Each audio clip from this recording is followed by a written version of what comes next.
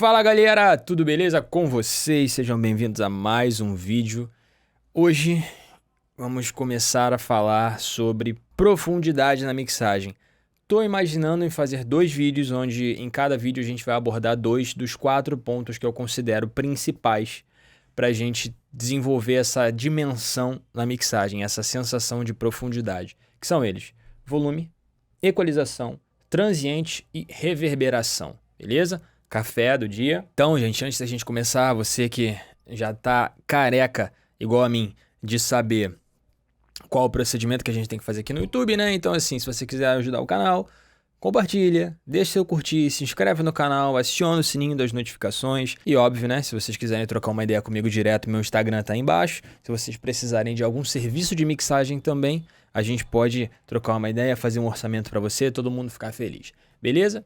Então, gente, hoje vamos começar falando sobre profundidade na mixagem.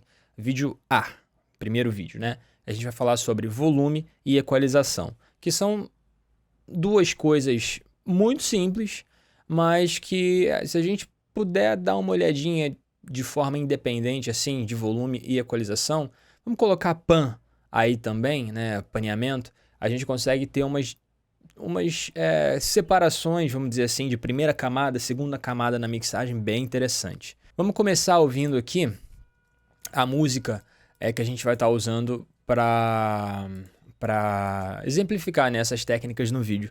É basicamente um piano e violão, que eu gravei esse violão aqui há um tempo atrás, 2, 3 anos atrás. Não está editado, tá, o violão, então assim, se você ouvir algumas inconsistências de tempo, é porque eu não editei esse violão, eu só toquei ele. O piano é MIDI, então ele já está cravadinho no grid, né? Vamos ouvir aqui primeiro.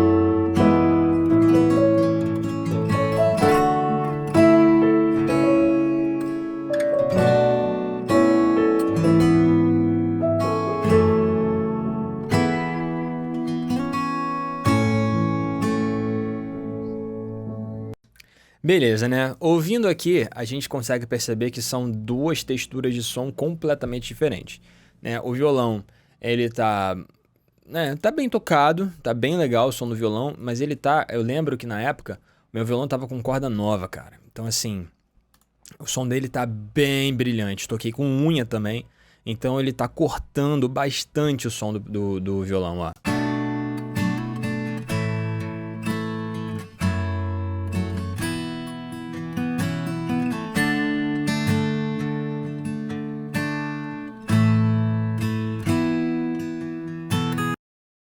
Beleza, né? E o som do piano? O som do piano, por outro lado, ele já tá bem mais velado. Olha isso aqui, ó.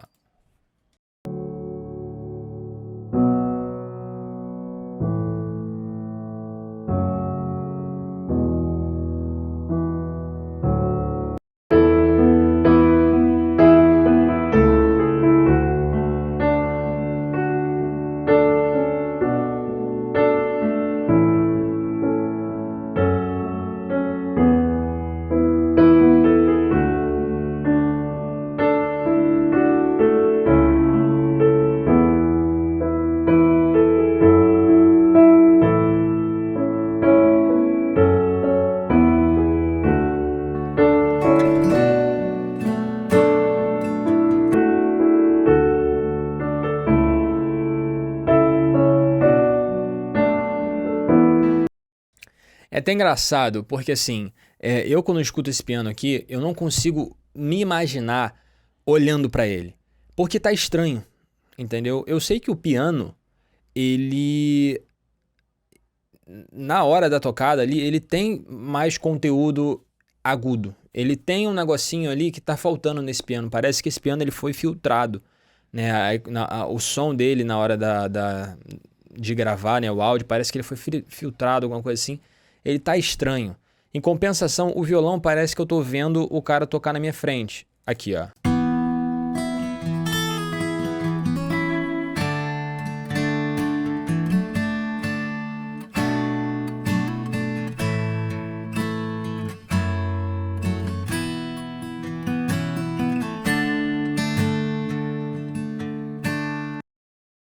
Isso a gente já consegue contextualizar o segundo tópico desse vídeo, que é a diferença de equalização. Geralmente, quando você tem uma fonte sonora onde ela preenche mais o espectro sonoro, vamos supor, de 20 a 20K, geralmente quando esse som está mais bem distribuído, ou seja, ele está presente, seja dos graves, no médio, no agudo e nos super agudos, geralmente a gente tende a perceber esse som ocupando mais espaço. Por quê? Porque ele não está limitado a certas regiões de frequência, ele está amplamente utilizando todo ou grande parte do espectro sonoro. Ou seja, a gente percebe ele como soando grande, ocupando bastante espaço no estéreo, entendeu? Na imagem estéreo. Quando a gente começa a condensar essa resposta de frequência, a gente vai fazendo esse instrumento, no caso, ou voz, deixando ele menor. Então a gente vai condensando e comprimindo ele em certas regiões, em certos buraquinhos, vamos supor assim, em certas regiões do espectro sonoro. Enquanto o violão ele tá bonito, ele tá com brilho, ele tá com grave, ele tá ocupando mais espaço, o piano, apesar dele estar numa região, né, concentrada ali numa região onde a gente percebe bem que é ali por volta de 1K e tal, 1K e meio, assim, ele tá com pouca região nos agudos, ele não tem essa região de frequência. Então, a gente meio que já libera essa faixa para a gente poder, por exemplo, conseguir encaixar o violão ali. Porque lembra que o violão está com bastante informação aguda, bastante detalhe, o piano já não está. Então, se a gente pegar os dois e colocar um sobre o outro, o agudo do violão não vai interferir no agudo do piano, porque o piano não tem agudo. Então, o agudo do violão vai encaixar ali, beleza? E isso, obviamente, isso se a gente quisesse colocar os dois no mesmo plano. Os dois, ó, precisam ficar no mesmo plano. Beleza? Eles precisam ficar no mesmo plano, um sobre o outro. Eles são instrumentos principais. Seja, é o cantor A com o cantor B. Um toca violão, outro toca piano. Entendeu? Eles precisam estar no mesmo ambiente, ali no mesmo plano sonoro. Essa região já seria uma região que não conflitaria tanto. O agudo. Porque o violão tem agudo, o piano não. Então, a gente vai ter menos trabalho para poder fazer os dois coexistirem no mesmo espaço. Porque a gente não tem frequências conflitando em todo o espectro, entendeu? No agudo já está liberado, então agudo, opa, show de bola. Posso ter o detalhe do violão. O médio do piano é bem mais cheio, então talvez eu possa vir ali e cortar um pouquinho desse médio do violão, entendeu? Então a gente meio que encaixa um no outro, sacou? Isso, obviamente, se a gente quiser manter os dois no mesmo plano. Agora, e se a gente não quiser? Aí que entra o primeiro tópico desse vídeo, que é volume. Cara, muito básico, muito básico. O que você quer que esteja mais alto? Ah, não, eu quero que o piano esteja mais alto. Então a gente vem aqui, ó.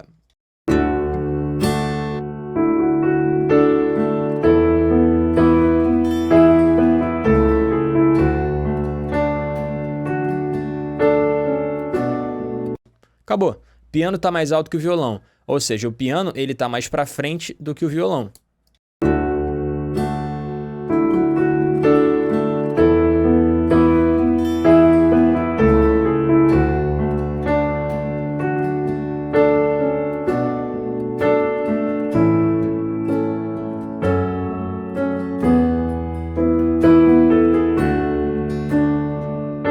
Mas percebe que ainda fica um pouco estranho, porque o violão ele tá com bastante informação aguda.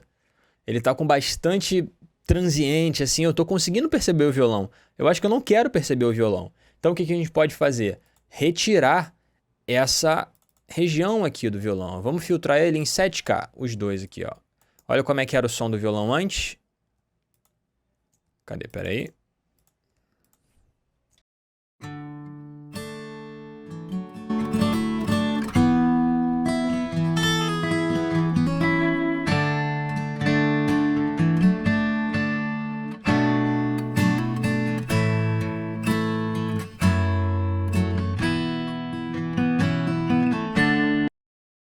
Imagina o seguinte, quando a gente tira o equalizador, o violão ele ganha espaço, ele ganha amplitude, ele ganha altura. Quando a gente coloca o equalizador, parece que a gente pega um cobertor e joga por cima do violão. Imagina essa cena na sua cabeça.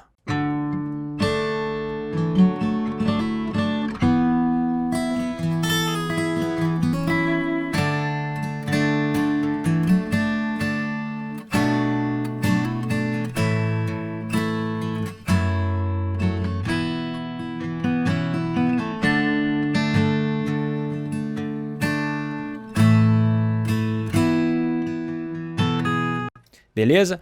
Agora, com esse equalizador, vamos encaixar melhor esse violão embaixo do piano. Vamos aqui, ó, sei lá. Vamos lá.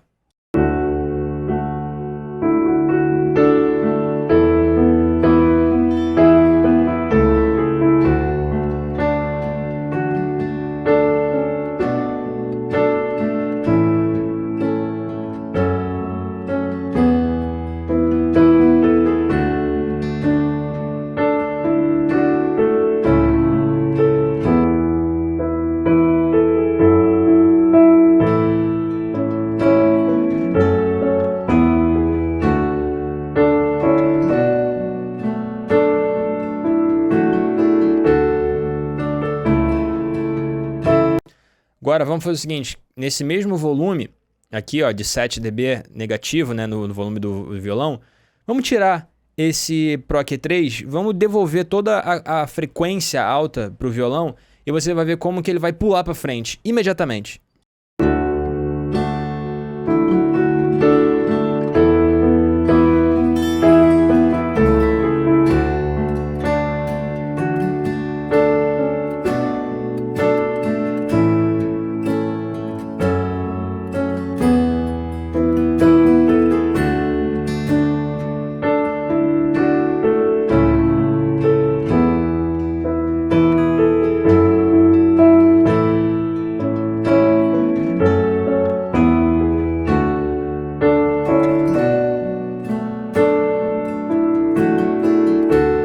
Nesse exemplo aqui, tem que ser justo, né? Tá um pouquinho complicado da gente colocar o piano mais para frente, porque o piano falta elementos na parte mais aguda.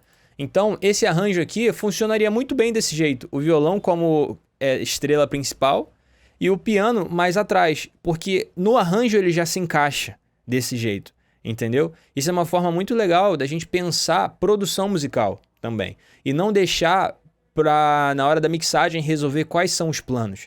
Você na produção, como produtor musical, tem a obrigação de já pensar o arranjo em como a música vai soar. Nesse caso aqui, a música ela já encaixa, entendeu? Imagina só se fosse ao contrário. Se na hora que você, atuando como produtor, na verdade quisesse que o violão ficasse mais para trás e o piano ficasse mais para frente. Como você ia fazer isso aqui? Com esse som. Você ia vir aqui no piano, pegar um equalizador e ia fazer isso aqui, ó? Será que você ia fazer isso aqui?